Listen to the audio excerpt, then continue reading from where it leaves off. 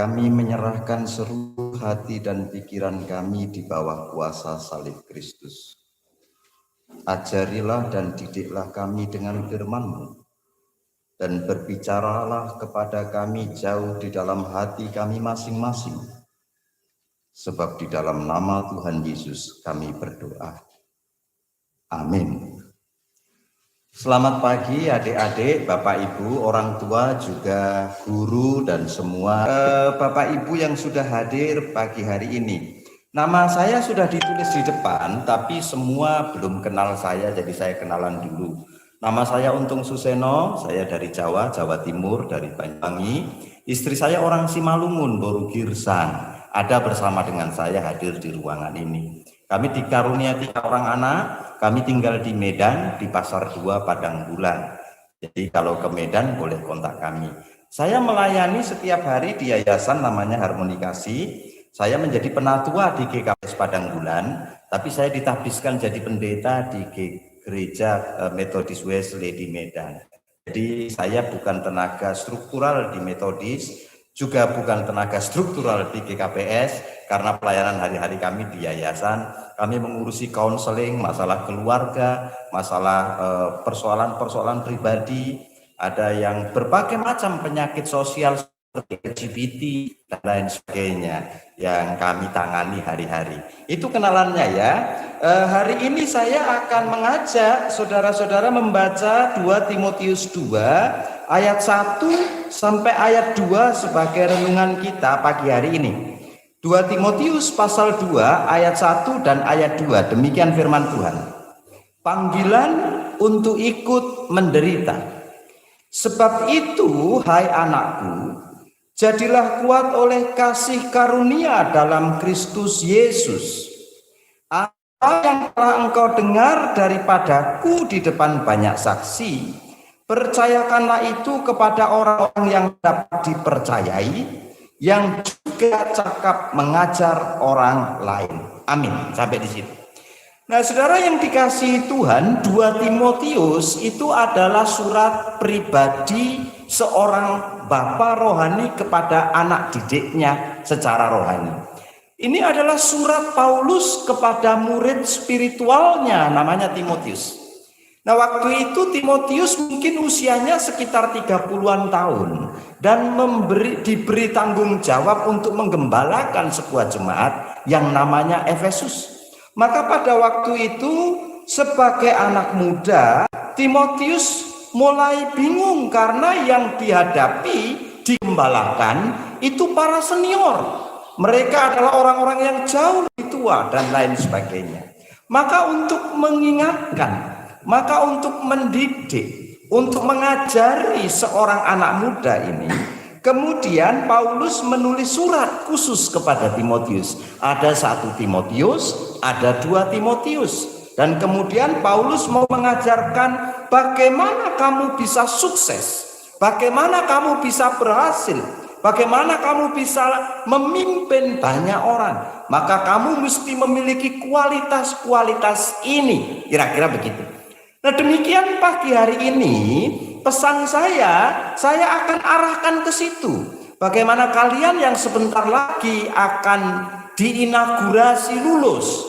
Lalu kemudian kalian sudah ada yang mendaftar kuliah, mungkin ikut SBMPTN, UTBK dan lain sebagainya.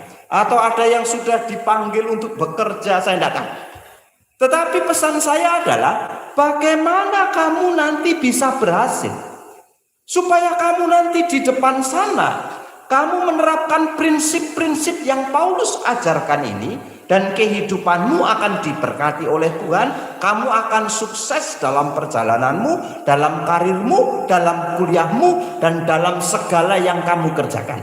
Lalu apa yang mau Paulus ajarkan? Prinsip yang pertama, 3C saja. Ingat-ingat ya, C yang pertama, ayat 1. Sebab itu, hai anakku, jadilah kuat oleh kasih karunia dalam Kristus Yesus. Dari keseluruhan pasal 2, maka ada kata yang paling penting di situ, yaitu jadilah kuat dalam kasih karunia. Jadilah kuat itu ilustrasinya seperti pohon. Artinya ini ilustrasi tumbuhan. Pohon itu harus bertumbuh berakar makin dalam, makin dalam, makin dalam, dia akan kuat. Tetapi dia harus bertumbuh, berakar di medium yang tepat. Nah, kalau itu pohon, mediumnya adalah tanah yang subur. Tetapi kalau itu manusia, maka mediumnya bertumbuh itu adalah anugerahnya Allah atau karis, atau disebut di dalam terjemahan LAI itu sebagai kasih karunia. Nah, ini prinsip yang pertama. Kalau Timotius mau berhasil, maka Paulus berpesan, kamu mesti berakar di dalam Kristus, berakar di dalam Kristus sendiri, atau Yesus Kristus. Atau prinsip yang pertama itu saya menyebutnya C yang pertama, Christ Center, berpusat pada Kristus. Nah, kenapa ini penting? Penelitian sudah menunjukkan bahwa ada banyak quotient yang menyebabkan seseorang berhasil.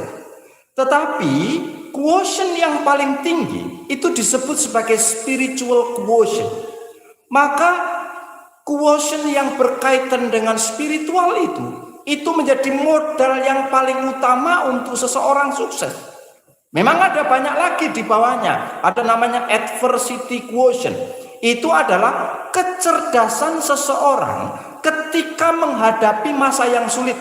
Dia gagal, bangkit lagi, dia bangkrut, berjuang lagi, dia ditolak, berupaya lagi, itu adversity.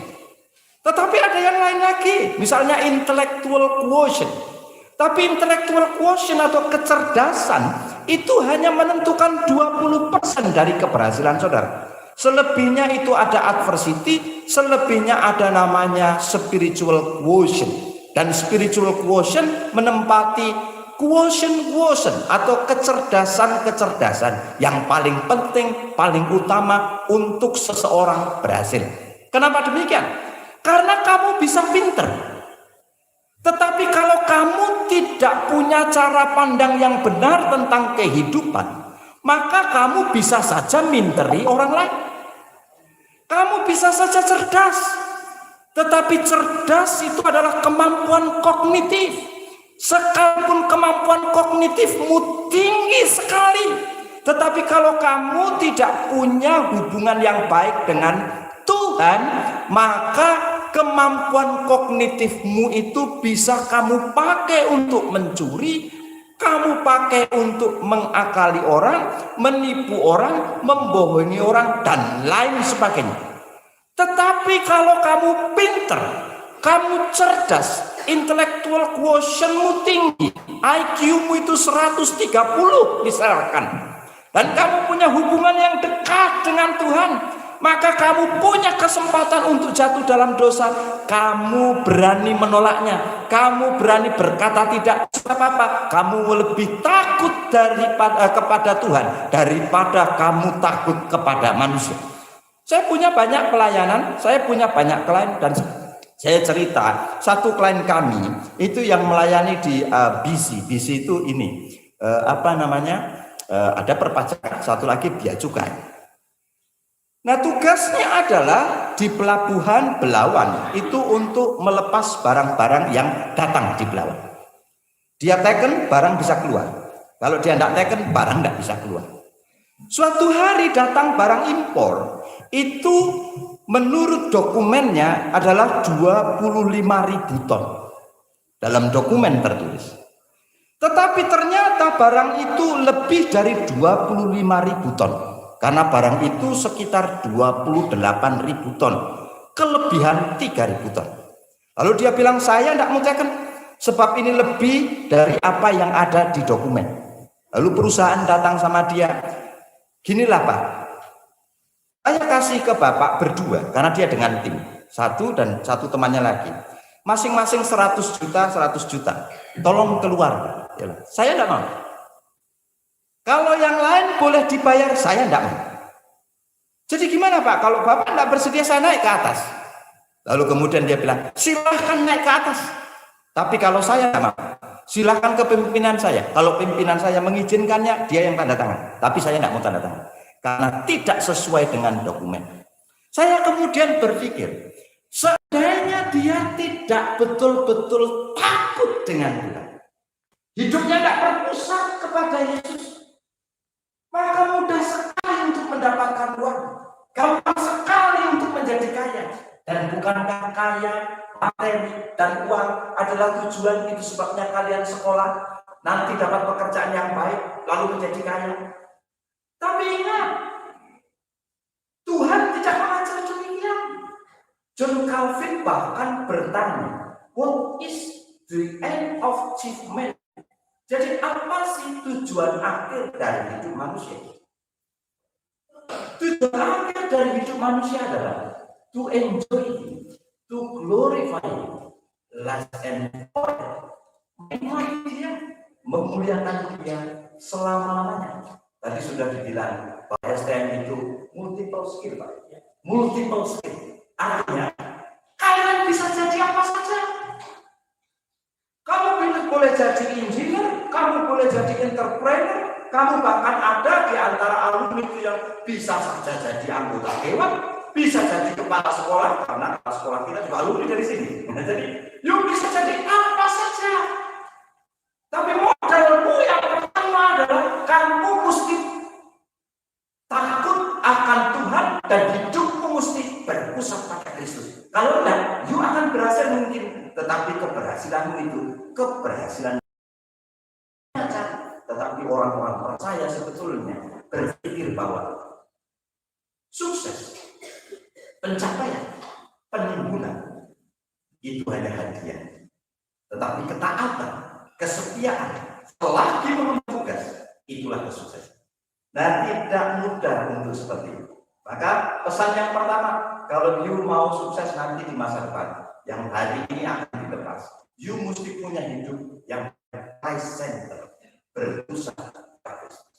Yang kedua itu ada di ayat 2, bagian yang pertama, katanya begini, apa yang telah engkau dengar daripadaku, ini tentu tentang Injil. Jadi Paulus kan gurunya Timotius. Di depan saksi, percayakanlah itu kepada orang-orang yang dapat dipercaya. Ini yang kedua. Kalau tadi Christ Center, yang kedua itu adalah orang-orang yang dapat dipercaya. Ini adalah trustworthiness, orang yang layak dipercaya. Ini bicara tentang karakter genuine. Kalau Christ Center bicara tentang hubunganmu mesti dekat dengan Tuhan, perjalananmu akan dibuat oleh Tuhan berhasil. Kalau ada kos nanti, karena kalian seusia dengan anak kami juga kelas 3 dan sedang UTBK, jadi menanti hasil ujian. Dan ini pesan saya juga untuk anak saya. Kalau kamu kos, mama bapakmu dan di situ setiap hari. Dan siapa yang bisa mengawasimu setiap hari? Dia adalah hatimu dan Roh Kudus yang ada dalam hati. Saya menerima klien banyak sekali anak-anak yang kos di sekitar USU. Ada yang gay, ada yang lesbian, ada yang kumpul kebo, dan itu tiap hari datang. Ada yang jumpa dengan saya itu sampai 8 sesi, ada yang 10 sesi, ada yang belum sembuh sampai sekarang, dan banyak. Kenapa? Karena itu dia kos, tidak ada mama bapaknya, tidak ada orang tuanya, hidupnya liar, tidak ada yang mengawasi, hanya dirinya dan Tuhan yang tahu. Kalau you tidak berpusat pada Tuhan, hidupmu rusak buat saya. Itu gampangnya. Maka you mesti Christ Center. Mamamu, bapakmu menerima pun bisa kau bohongi. Tetapi Tuhan dalam tak bisa kau bohongi. Pesan juga untuk anakku selalu bilang begitu. You tiap hari lihat anak, Bapak melayani, ada yang kumpul kebo, Bapak melayani macam-macam. Maka saya bilang, you hormati lawan jenis. Karena anakku laki-laki, maka you hormati perempuan, anak gadis sorga. Tidak boleh kamu menyentuhnya, menjamah sebelum kalian menikah. Jangan macam-macam. Bahkan dari yang paling kecil saya sudah ajar. Kalau ada di sekolah, ada di mana saja, yang kemudian minta maaf ya, misalnya itu memegang kelamin itu bilang tidak boleh, bilang perlu teriak. karena awal dari penyakit LGBT itu dari situ. Semuanya datang dari korban lalu mengalami, dan itu ramai.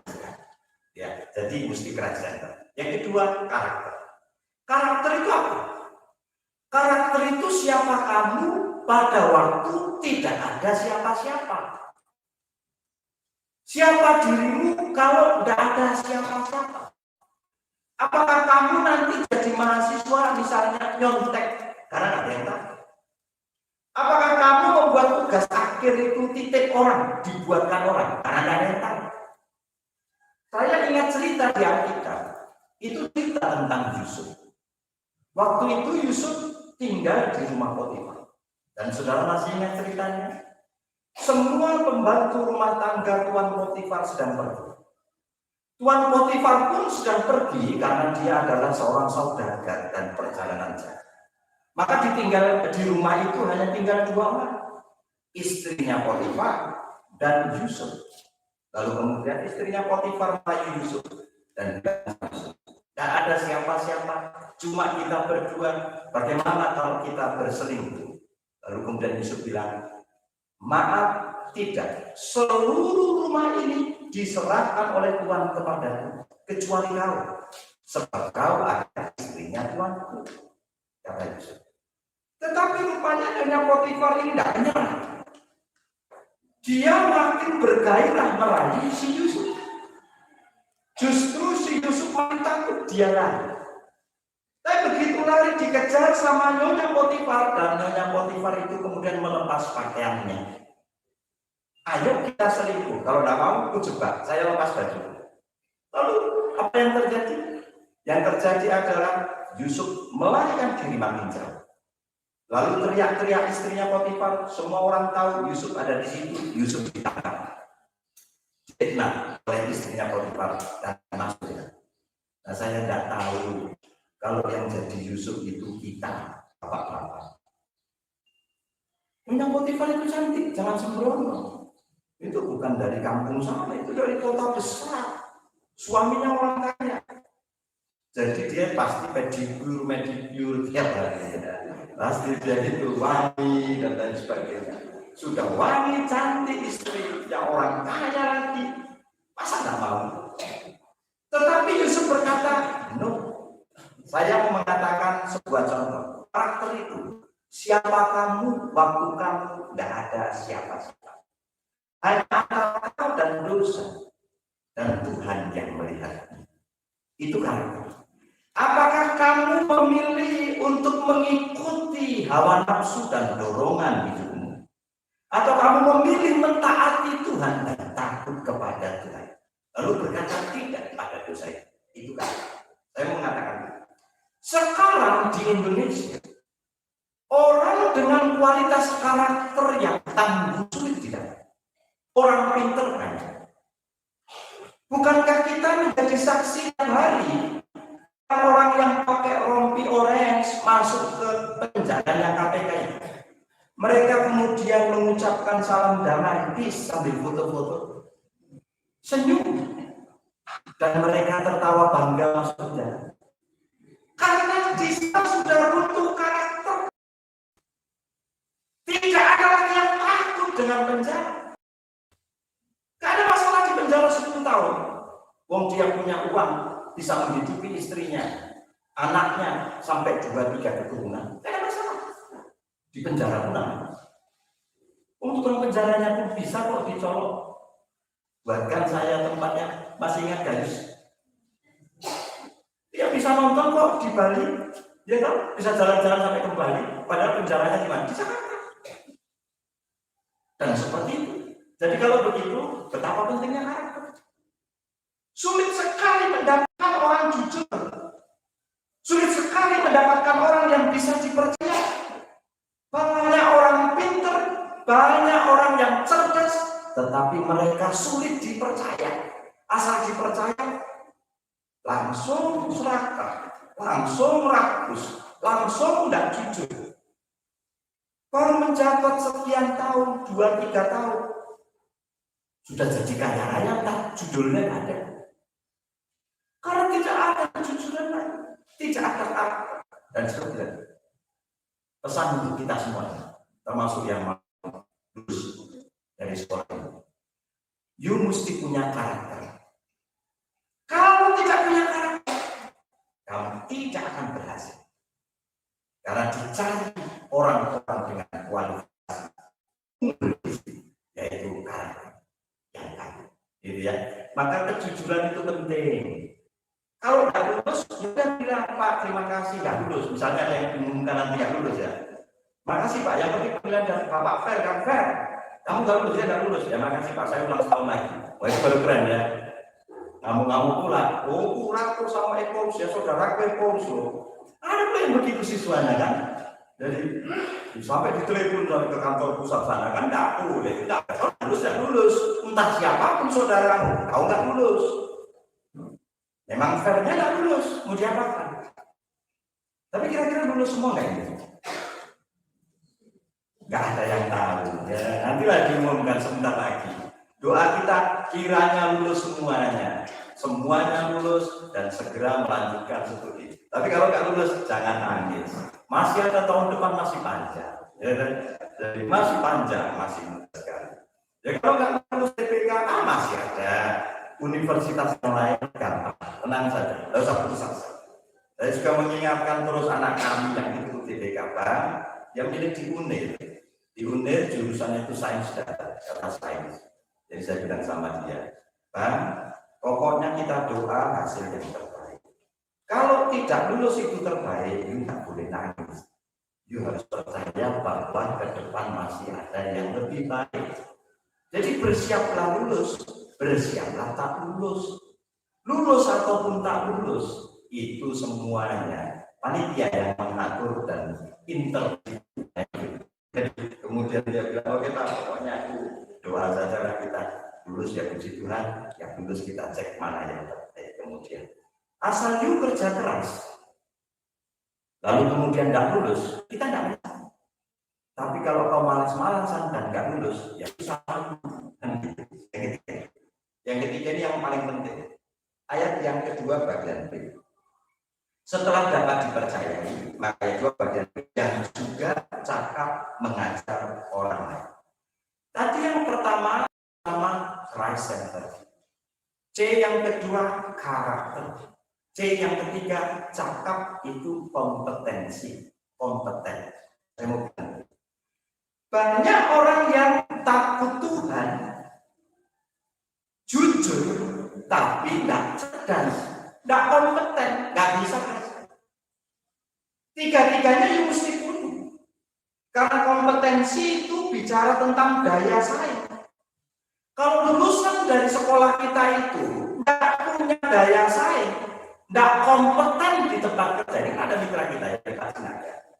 Beliau dari mana? Indapoe, ada mitra kita. Kalau kamu dipekerjakan di kantor dan kamu tidak bisa mengerjakan pekerjaan di sini, berarti kamu tidak kompeten. Maka Christ terpenting, karakter penting, kompetensi juga penting. Kompetensi, kecakapanmu melakukan tanggung jawab yang dipercayakan kepada. Nah, saya mau mengingatkan, zaman kita mulai tahun 80-an ke sekarang itu disebut sebagai generasi milenial. Kita tidak tahu persisnya kapan milenial ini. Tapi yang lahir di bawah 80 itu sampai tahun 70-an itu disebut generasi X. X itu jadi bom, itu sisa-sisa perang. Jadi yang tahun 70-an itu orang-orang yang lahir sisa-sisa perang. Kayak saya, ya 60-70 itu masih sama. Ini Pak Kepala Sekolah ini juga sisa-sisa perang. Nah, orang-orang sisa perang itu mentalnya adalah disuruh-suruh. Karena kelamaan dijajah, maka mental kita itu ada, kalau nggak kita nggak punya ini. Sebagian besar begitu. Tapi kemudian 80-an ke atas generasi milenial.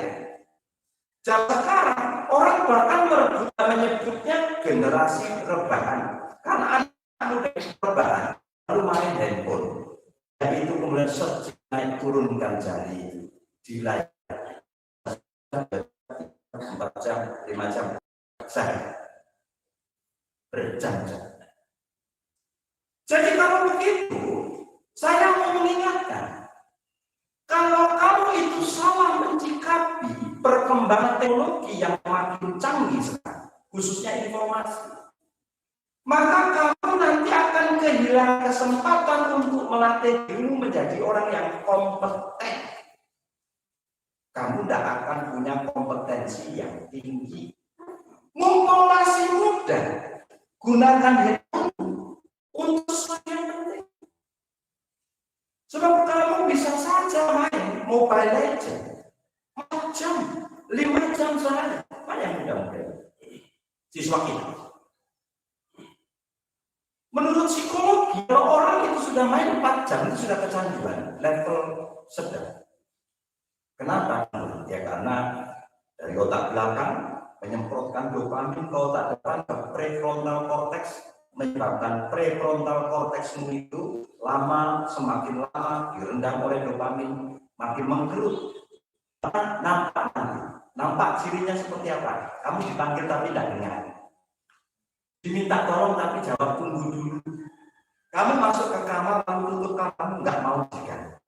Kenapa? Karena kamu mulai reaktif. Mempengaruhi nggak belajar? Mempengaruhi. Kamu jadi malas kerja PR, kamu jadi malas belajar, dan saya mau mengatakan, tanpa kompetensi yang tinggi, kamu tidak bisa bersaing di zaman sekarang. Kedepan ini akan banyak pekerjaan yang dikerjakan manusia dan robot. Kecerdasan buatan makin hebat. Artificial intelligence itu akan menyerang masuk. Kan Anda menolaknya dan kamu akan ketinggalan. Dulu di tol kita pakai uang tunai, semuanya bayar pakai uang tunai. Sekarang kamu masuk tol, tidak boleh lagi pakai uang tunai, tidak ada yang jaga di sini. Semuanya hanya tinggal tag. Sebentar lagi, bahkan di Jakarta sudah mulai berlaku. Tidak ada lagi tag. Sebab tag seperti itu menyebabkan macet. Maka mereka akan pakai video untuk di zoom. Maka mereka akan melihat nomor BK kita. Dan mereka hanya tinggal bayar pajak nanti. Semuanya akan segera berlaku. Cepat sekali. Di dunia perbankan, itu akan banyak sekali berkurang orang yang nunggu di depan itu. Masih ingat kasir nggak akan berguna lagi? Karena sekarang Anda punya GoPay, Anda punya OVO, Anda punya macam-macam, dan tidak perlu lagi kasir. Yang lahir tahun 70-60 tidak pergi. Ketinggalan. Apalagi mama-mama, bapak-bapak yang datang dari kampung sulit ini mama. Kok bisa begitu? Ya begitu memang. Semua orang sekarang sudah dimudahkan oleh teknologi. Kamu belanja, lihat berapa banyak mall yang tutup. Karena mall sekarang tidak pakai dulu. Mall sekarang ada di handphonemu dalam berupa aplikasi. Sudah tahu semuanya? Anda silakan pergi lagi untuk mencari. Itu ada Bluebird taksi. Itu mereka pengusahanya mesti menyediakan lahan untuk parkir yang luas sekali. Membeli mobilnya lagi 100 unit modalnya besar sekali. Sekarang ada Grab, tidak perlu taksi. Seperti dulu. Tidak perlu tempat parkir. Kenapa? Karena parkirnya di rumah masing-masing. Nggak perlu cari sopir. Kenapa? Karena sopirnya pemilik mobil masing-masing. Jadi Grab itu usaha apa sih? Itu usaha aplikasi. Dan itu sekarang sudah makin maju. Maka saya mau mengingatkan kalian yang muda-muda. Kalau kamu tidak punya kompetensi, kamu nggak bisa bersaing. Ambil waktu untuk belajar, bila perlu les bahasa Inggris. Bahasa karo sudah tinggalkan itu bahasa karo. Mama bapak lah yang bisa. Bahasa Simalungun belajar dari sini. Waktu di gereja belajar kita. Sekalipun you pinter bahasa karo, you pinter bahasa Simalungun, begitu masuk ke perusahaan-perusahaan, bahasa itu hanya dipakai di gereja. Saya tidak mau hilangkan budaya kita, bukan itu maksud saya. Saya mau mengatakan menyemangatimu untuk kejar kompetensi, termasuk bahasa. Begitu. Jadi lulusan SMK, GKPS, dua ini mesti orang-orang yang berkompetensi. Dan yang tadi itu ada betul area 60% berbahasa Inggris. Cakap Inggris yang kita daerah kita ini. Enggak ada kan? Semuanya berbahasa daerah. Bahasa Indonesia pun pasir-pasir. Tapi besar 60%, ya kan? Artinya bahasa Inggris pasir-pasir. Ini bahasa Indonesia yang pasir-pasir. Karena semuanya berbahasa Simalungun di situ, ya. Jadi itu bagus. Tapi ke depan saya rasa Pak Kepala Sekolah itu bisa diwujudkan. Saya tahu akan generasi muda yang diberi oleh Tuhan makin bagus, makin cerdas, makin pintar. Dan saya mau mengatakan, jika alumni dari tempat ini adalah orang-orang yang kompeten di dunia kerja, pasti akan dipakai oleh Tuhan di mana saja. Tetapi kalau tak punya kompetensi, sekalipun dia itu martonggo tiap hari, tidak gunanya. Sekalipun dia dekat sekali dengan Tuhan, tidak punya kompetensi, ditinggalkan orang. Sekalipun dia jujur, baik, tidak punya kompetensi, ditinggalkan. Tiga-tiganya perlu. Karaktermu mesti berharga Kristus, kejujuranmu mesti terpuji, dan yang ketiga, kompetensimu mesti tinggi. Makanya sekolah betul-betul itu sudah kelas 3 mau kuliah. Yuk kuliah dipanggil ambil jurusan, pilih mana yang paling kau sukai. Tenang saja mengenai jadi apa jangan pikirkan. Karena jadi apa itu urusan Tuhan nanti. Ada banyak yang ambil sarjana teknik, jadi nanti seorang bankir. Ada yang sarjana pertanian, lalu kemudian dia bukan di pertanian, dia kemudian menjadi MC. Banyak. Najwa Shihab sarjana hukum jadi seorang presenter dan lain sebagainya, ya. Saya mau mengajari tentang kompetensi. Kiranya adik-adik yang hari ini nanti akan lulus adalah anak-anak yang punya 3 cita. Jadi pesan saya juga untuk guru-guru dan lain sebagainya. Kurikulum yang sudah bagus ini kemudian harus diarahkan untuk memproduksi sebanyak-banyaknya roti dengan ciri yang 3 tadi. Orang-orang dengan ciri yang 3 tadi, alumni dengan ciri yang 3 tadi, takut akan Tuhan, punya kejujuran dan punya kecakapan di bidangnya masing-masing. Kiranya Tuhan dipermuliakan, kita berdoa. Jika kami memikir-mikirkan apa yang terjadi dengan diri, maka kami benar-benar diingatkan. Kami sudah tertinggal jauh dari teman-teman kami di luar sana. Kami merasa bahwa kami sudah mendahului mereka. Tetapi kenyataannya kami sedang ada di belakang. Dari 3 hal yang kami bahas pagi hari ini, mengenai bagaimana kami menghasilkan orang-orang yang memiliki modal untuk meraih masa depan. Mereka adalah orang-orang dengan 3 kualitas. Memiliki hidup yang berpusat kepada Kristus, memiliki karakter Kristus, dan yang terakhir adalah orang-orang yang memiliki kompetensi dan kecakapan. Hamba berdoa di sekolah ini, semua guru-guru, staf pengajar, bahkan semua staf di sekolah ini, Tuhan pakai untuk menolong siswa, sehingga melahirkan siswa-siswa yang punya kualitas tadi. Juga untuk adik-adik kami yang hari ini akan jelaskan memasuki tahapan hidup yang baru di dunia pendidikan ini. Kiranya mereka juga adalah orang-orang yang dibekali dengan karakter Kristus, dibekali dengan kasih karunia, dan dibekali dengan Tuhan juga, dan sekolah ini dengan kecakapan. Kami bersyukur untuk firman-Mu, dan kami menyerahkan diri kami dalam pemeliharaan Tuhan. Di dalam nama Tuhan Yesus kami berdoa. Amin. Bisa raih prestasi, ukir masa depan, menerjang zaman yang